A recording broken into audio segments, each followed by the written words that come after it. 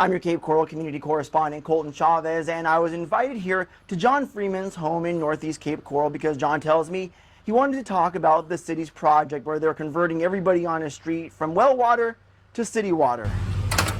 And it only took me just a few steps outside of Jon's front door to find this.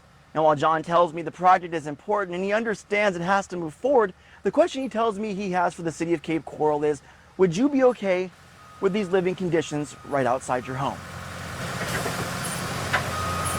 Well, it's a little more than inconvenient. Jon Freeman says his house has looked like this for weeks. I think when my house was blocked off for about 3 days, when they had a big pit at the end of my driveway, and I really couldn't go anywhere. And while Jon works from home, it's not too bad other than the house shaking and things like that. You get used to it after a while. He says it's a little harder for his wife to get used to.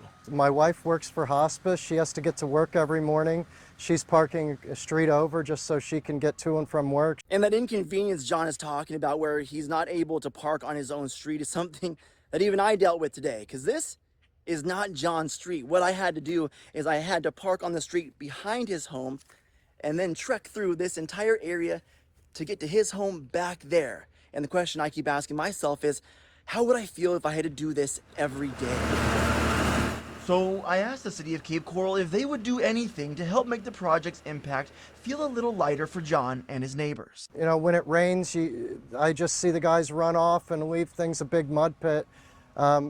Putting gravel down would be great. I'm sure that would cost money too, like everything else. A spokesperson for the city of Cape Coral is working with me to learn more about homeowners' concerns. Jon says it's something the city should really consider as we approach the new school year. Are there going to be school buses stuck in the mud out there, parents stuck in the mud while they're trying to get their Reporting in Cape Coral, this is a tough area for sure. Colton Chavez, Fox 4.